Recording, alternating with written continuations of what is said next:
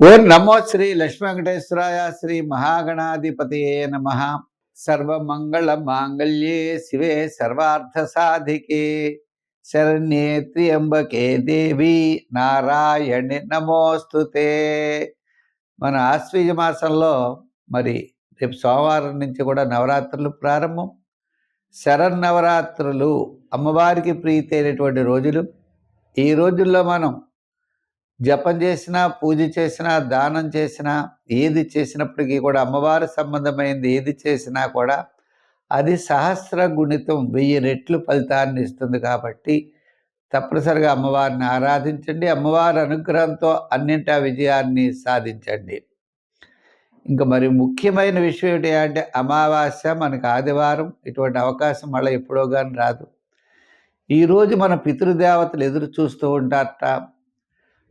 మనం నదికి వెళ్ళి వాళ్ళకి తిలోదకాన్ని ఇచ్చి వాళ్ళని ఆ రోజు కనుక మనం పూజించినట్లయితే వాళ్ళు ఎంతో నృత్యం చేస్తారు, సంతోషాన్ని పొందుతారు మొట్టమొదట, తర్వాత నృత్యాన్ని చేస్తారు, తర్వాత గానాన్ని చేస్తారు. ఎంతో ఆనందాన్ని పొంది మన యొక్క వంశం యొక్క అభివృద్ధి కోసం ఏమి చేయాలి అని వారు ఆలోచించి వంశాభివృద్ధికి తగినటువంటి ఆశీస్సులు మనకు అందచేసేటువంటి మహాపర్వదినం మహాలయ అమావాస్య ఆదివారం. అంచేత మనం దాన్ని కూడా తప్పనిసరిగా మనం సద్వినియోగం చేసుకుని పితృదేవతల్ని పూజించండి, తరించండి.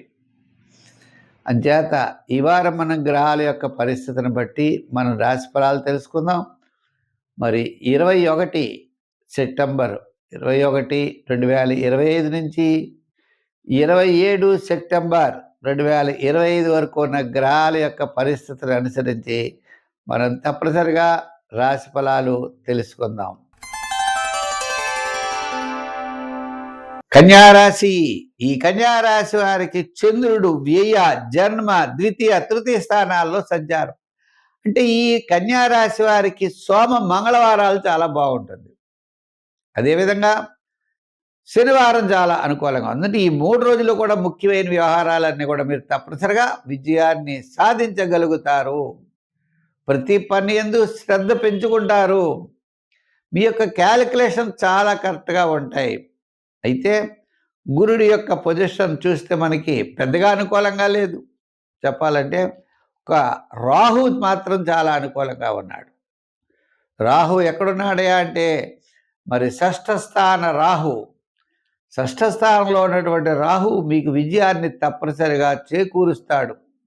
మీరు తప్పకుండా అన్నింటా విజయం సాధించగలుగుతారు. మానసికమైన ప్రశాంత వాతావరణంతో ముందుకెడతారు. కొన్ని చిన్న చిన్న సమస్యలు ఉంటాయి, ఆ సమస్యలున్న పక్కన పెట్టేస్తారు, వాటిని పెద్దగా లెక్క పెట్టరు. ఇంచేత మీరు విజయం వైపుకు వెళ్ళాలి అన్నప్పుడు చిన్న చిన్న ముళ్ళు, రాళ్ళు, రప్పలు ఉంటాయి, తప్పు ఆ ప్రయాణంలో. అవి పక్కన పెట్టాలి. వాటి మీదే మనం దృష్టి పెడితే మనం ముందుకు వెళ్ళలేం. అంచేత తప్పనిసరిగా అనుకూలమైనటువంటి గ్రహాల్లో రాహు షష్ఠ స్థాన యోగాన్ని ఇచ్చేటువంటి వాడు ఉన్నాడు. కాబట్టి తప్పకుండా ధైర్యంగా ముందుకు వెళ్ళవచ్చు. మిగిలిన గ్రహాలన్నీ కూడా ఇబ్బంది పెట్టే రీతిలో లేవు. సహకరించలేకపోవచ్చు కానీ ఇబ్బంది మాత్రం పెట్టవు. ఉద్యోగపరమైన సమస్యలు తగ్గుతాయి. రాజకీయ పరంగా పర్వాలేదు. వృత్తుల పరంగా ఆర్థిక డెవలప్మెంట్స్కి లోటు ఉండదు. వ్యాపార పరంగా మనం చూసినట్లయితే వార ప్రారంభం, వారపు మధ్యలో మీకు ఆర్థికపరమైనటువంటి లాభాలు కనపడతాయి. సంఖ్యల్లో 5, రంగుల్లో గ్రీన్ ధరించండి. ఆరాధనలో మీరు ఎక్కువగా శివారాధన చేయండి, దక్షిణామూర్తి యొక్క ఆరాధన చేయండి. సత్ఫలితాలు మీరు పొందగలుగుతారు.